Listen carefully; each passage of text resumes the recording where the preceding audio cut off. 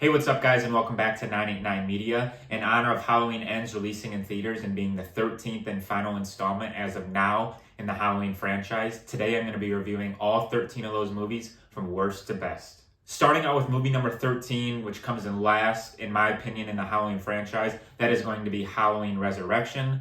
If you're a fan of the Halloween franchise, this should really come as no surprise to you. Halloween Resurrection does a terrible job of wrapping up the whole storyline with Laurie Strode and Jamie Lee Curtis.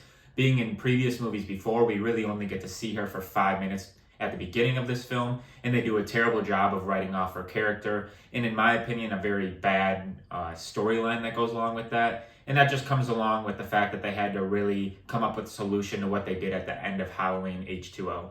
I understand what Halloween Resurrection was trying to do at the point in time that it was released, introducing new technology, which was new to the world at that time, but it really just feels like a typical horror movie slasher, and they introduced the Michael Myers aspect, and they kind of just put that stamp of appeal on it, and it really just does not work with a bad plot and a bad storyline, and just the very bad and grainy look that we get because it's supposed to be shot on those headset video cameras. I'm just really not a big fan of this movie. Going along with the things I did not like about Halloween Resurrection is the ending of the film. The way that Michael Myers is basically seemingly quote-unquote killed off with the last fight with Busta Rhymes. I think they really do the Halloween movie franchise and Michael Myers a disservice and kind of play him down. Busta Rhymes breaking out karate moves against him, it really just does not go with the appeal of Michael Myers being able to take on anyone and anything.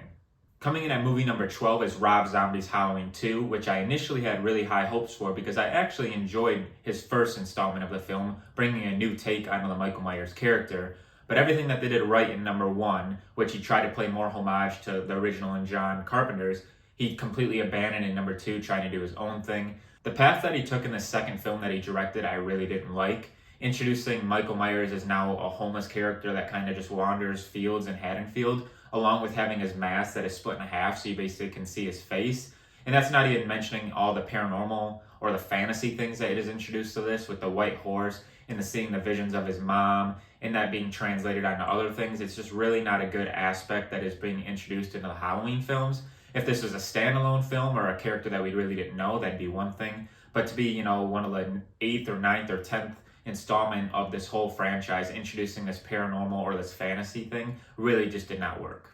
Coming in at number 11, which I was even hesitant to include in this Halloween franchise list, is going to be Halloween 3, Season of the Witch.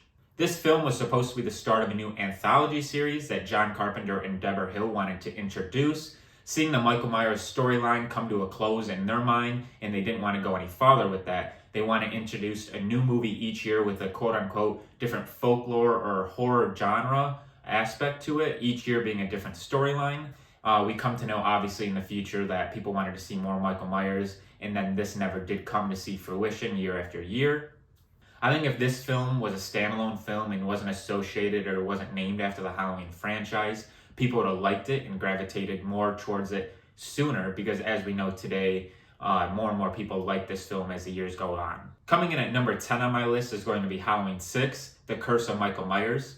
If you could picture everything going wrong with the film, it happened here. With conflicting ideas coming from leadership along with bad production, which resulted in much of the film being shot in the wintertime in Salt Lake City, Utah, much of the film's original ideas, which had outside exterior shots, had to be moved to the inside to be done on a stage in an indoor area, which changed much of the plot. We see a thing from Halloween Resurrection show up here with the killing of Jamie Lloyd within the first 10 minutes of the theatrical cut or within the first half of the movie in the producer's cut. Jamie Lloyd was this, the replacement of Laurie Strode essentially, and a character that we've come to really like between Halloween 4 and Halloween 5. And they came up with this bad idea of killing her off in a very non-important way, and I feel like they really did this film and even future films injustice by doing that. Halloween 6, The Curse of Michael Myers, introduces this very controversial plot point in the universe today, one that I personally really do not agree with. This newly introduced backstory essentially just provides the viewer with information on why Michael Myers kills and describes who he is. And for me to sum that up for you, it's basically he's a henchman for this cult with very ancient and evil intentions. And I really do not like it because the whole point of this Michael Myers character is that he's the Shape. He's introduced in the credits in the first film as the Shape. We're supposed to know nothing about him. That's what makes him so scary, is that he basically embodies this pure evil aspect. And for us to introduce something to know why he does these things, the mystique is gone and the evilness is just very subsided, and he's just not as scary as he was when we know nothing about him. Coming in at number 9 on my list is going to be Rob Zombie's Halloween, which basically serves as a revamp and the retelling of the story of Michael Myers after the 5 or 6 year hiatus of the terrible showing of Halloween Resurrection. This film closely mirrors the storyline of the original 1978 film by John Carpenter with a few major differences. The first notable difference is introduced within the first 30 minutes of this film, where we're introduced to Michael Myers as his child in a very unstable home with very neglectful parents, and is basically providing the groundwork for why Michael Myers becomes who he is in the future, which is a very humanizing aspect where in the first film, we really do not get this much backstory. What Rob Zombie does in this film is very interesting. We get to see Michael Myers grow up in this very unstable household and then obviously become a very rampage killer later on, but this closely mirrors what real serial killers are like in the world now. You know, they grow up in a very unstable household and they grow up to have a lot of psychological problems and grow up to be the way that they are. So this is a very interesting thing that he does here, comparing the two. Coming in at number 8 on my list is going to be Halloween 5, The Revenge of Michael Myers. And before I get into this, I do want to let everyone know that what separates these movies from here on out are going to be very minor things compared to above, where there's major plot points or things like that. These films all going down now are films that I could watch any time of year, where I would say the ones above would maybe just be one time off around the Halloween time. First off, I just gotta say with Halloween 5, the mask is just terrible. I really don't know where they came up with this or why they couldn't have just used the mask from Halloween 4, which honestly wasn't that great either, but I just don't understand why they switch up the mask in between every movie, especially with Halloween 4 and Halloween 5 only coming out a year apart. I really don't know the backstory on this, but just looking at the mask and how they really make it more personalized, you can see more of his features, it really is just not a good look for the character. As well as a theme that I'm going to be bringing up for the 3rd time in this video, killing off a great character in the beginning of the movie, and that would be Rachel, Jamie Lloyd's adoptive sister. I just don't know why they kill off these great characters when there could be just room for a really great future for them, and doing it in very bad ways, and especially at the beginning of the film, when we really get introduced to them in the film before and start to get involved with them. I just really think it's a bad plot writing and a very bad storytelling. But between that and the bad mask, that is why it's getting this rank for number 8 on my list. Coming in at number 7 on this list is going to be the latest release in the franchise, Halloween Ends, coming out just a week ago.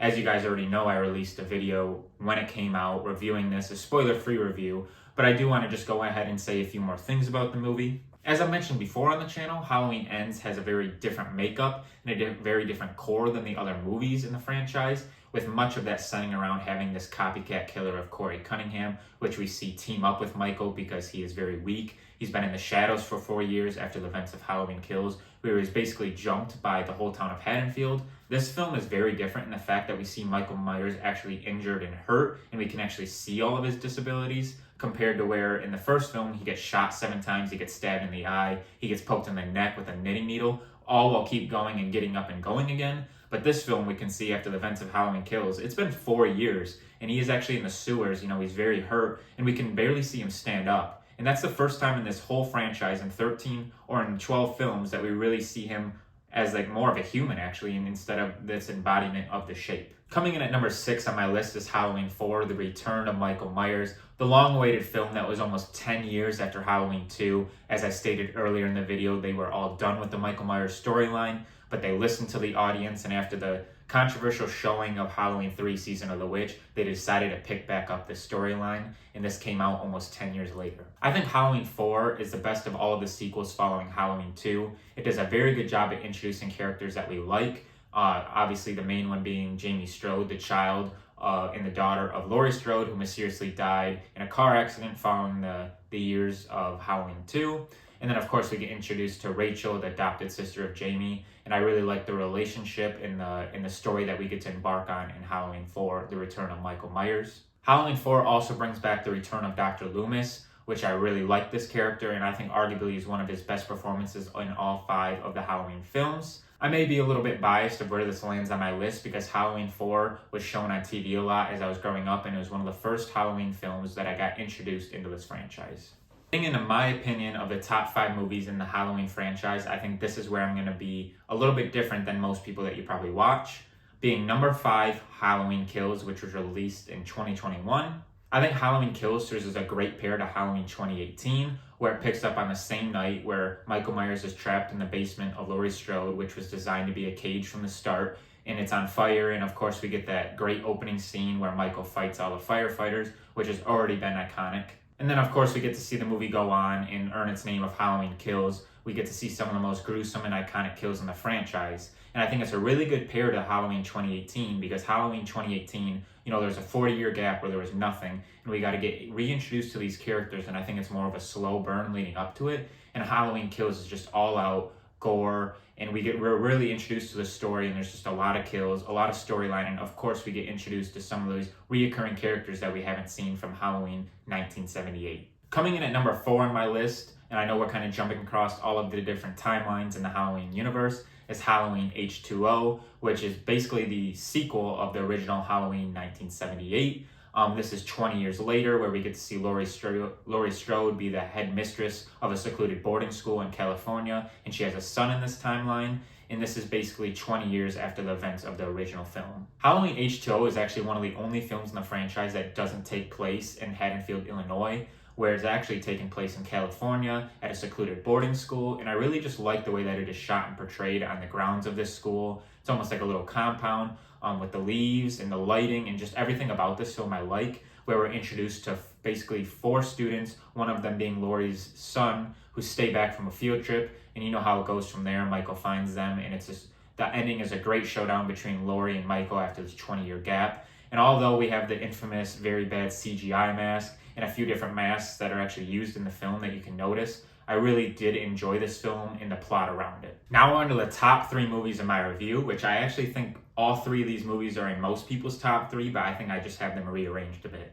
So coming in at number 3 is Halloween 2018. I really enjoyed what David Gordon Green did with this film. I just think I was so excited because there was such a big hiatus from the last film being almost 10 years. And of course that was, the disappointment of Rob Zombie's Halloween 2. So I know this can kind of get confusing, but Halloween 2018 is a direct sequel to the original. And I know I just said that about Halloween H2O, but if you want, I can do another video showcasing all of the different timelines in the Halloween universe. So in Halloween 2018 is basically a 40-year gap from what happened on the original night of 1978, where we pick back up, we see where Laurie Strode is at, and she's basically a little bit off her hinges. She's just been waiting for Michael. She's paranoid. She's very distant from her family, who she actually has a daughter and a granddaughter now. And she's basically been waiting for Michael, training. That's how she trained her daughter. And we really get this great storyline, this great build-up. Michael Myers has been in a sanitarium for 40 years, and I don't know why, but they decide to transport him the day before Halloween. And guess what? He gets out, and we get to see this big showdown. And of course, it's that's why it's the top 3 movie in my list. Is just the plot is great. Michael Myers and James Jude Courtney is the best portrayal of the character that I've seen, and just everything about this film is just great. Coming in at number 2 on my list, and definitely probably the most controversial, is the original John Carpenter's 1978 Halloween that started it all. I just watched this movie last night again, and it is just everything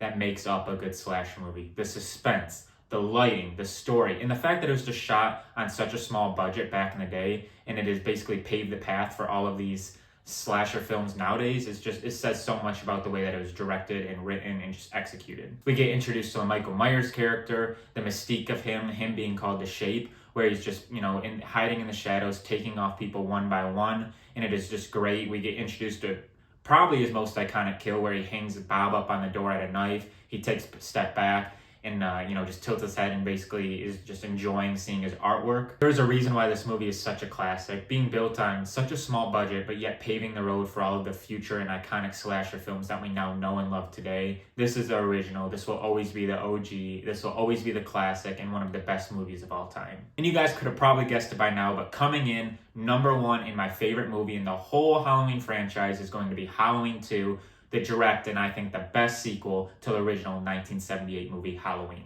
I don't know what it is about Halloween 2, but I just love every single aspect of this film.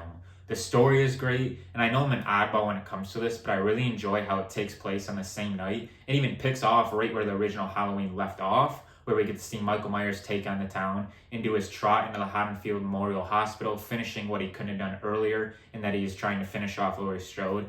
I think it's just a great mystique and the feel of the 1980s, and just getting to see those long hallways of the hospital and the lighting and just everything about the film is so great. And of course, the epic showdown and what was supposed to be the original conclusion of the Michael Myers storyline. I think just everything about this film was brilliantly done, and that is why it comes in at number 1 on my list. If you guys made it this far in the video, thank you so much for sticking around for all 13 movies of the Halloween franchise ranked. I want to say thank you so much for the support on the first 2 videos, and if you enjoyed this one, give it a big thumbs up. Hit that subscribe button down below for all of the future content coming to this channel. Until I see you guys next week, peace out.